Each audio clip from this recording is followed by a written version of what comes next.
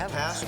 Bring us back the flask. I'm gonna look a little deeper in the cellar and I'll be back shortly. Thanks, Jim. Thanks. Okay, Marlene, let's get to it. Okay, we're gonna start with the tenderloin pinwheels with roasted garlic dip. Welcome back to Great Taste of Manitoba, and we're moving on to recipe number 2, which is Japanese pork skewers. This is a hugely popular street food in Japan, which is where Susan was and that's what's kind of inspired this entire episode.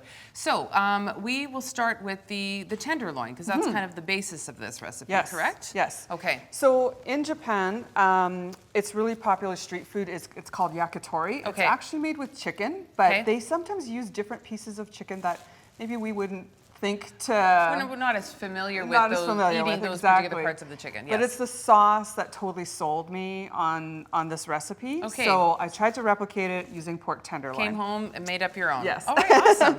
So we have our pork tenderloin, lean, nutritious, powerhouse of nutrition, great for skewers like this, and super versatile. So this is one of the great things about pork tenderloin is the versatility of it. Right. So we're gonna just slice it into about 24 equal pieces. The recipe calls for 2 tenderloins, so you can see that we have some already cut. Got it started, yep. And yeah, just basically kind of willy-nilly slice it up. One thing I did want to mention is that Manitoba pork is like 30 countries around the world that Manitoba pork is eaten in, and Japan, they eat a lot of pork from this province. Yes, absolutely. It's probably our most lucrative market and definitely in our top 5. So we're just going to add that to the ones that are already in here. Okay. So the next thing is we're just going to season these cubes a little bit with a mixture of canola oil and salt and pepper. Okay, simple Just enough. Pour that, oops, almost lost the spoon there. Pour that right in.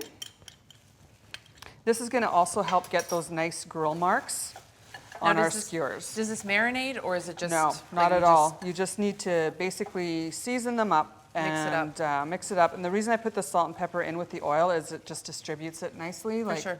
You don't end up with like one piece that has all the pepper on it. Right. It's happened. Yes.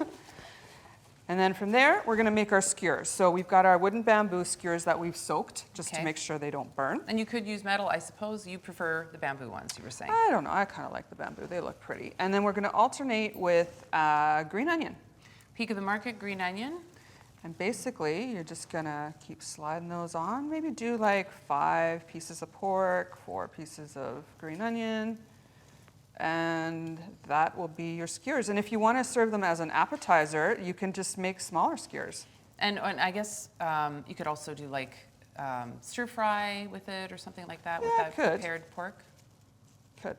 So something like that. That's essentially what you would do. Okay. And you get about 9 or so skewers. All right, now the sauce. You were so excited about the sauce. Yes, the sauce. Super excited about the sauce. So what we have here is a mixture of low-sodium soy sauce, some mirin, rice vinegar, and brown sugar. And we've just kind of like melted the brown sugar, combined that, and then we're going to add the rest of our ingredients. So this is ginger and garlic? Yeah, you've got some ginger and garlic there. Okay. We're also going to put in a couple of, a little bit of a cornstarch mixture there. That's just going to help us thicken up the sauce. So just pour that right in.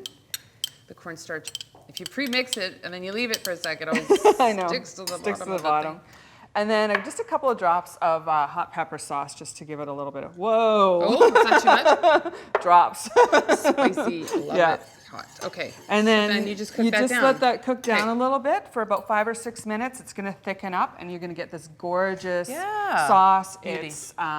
It's savory, it's sweet, it's sticky, it's just awesome. All those good things. And then we've reserved some, because we're going to actually baste these, but then we can also put a little bit more on at the end. Drizzle on the end, along with some sesame seeds for garnish. So you go ahead and start basting. Okay. So what you want to do is basically baste your skewers, leave it for a minute, turn them, baste again. You want the sauce to sort of caramelize on but not burn, and just like be really sticky and shiny. So kind of a low, like you're not doing this at mega high heat then? No, not once the skewers have those nice grill marks on them. You just want to be careful with the sauce so that it doesn't burn. Okay. Keep an eye on it, definitely stay focused.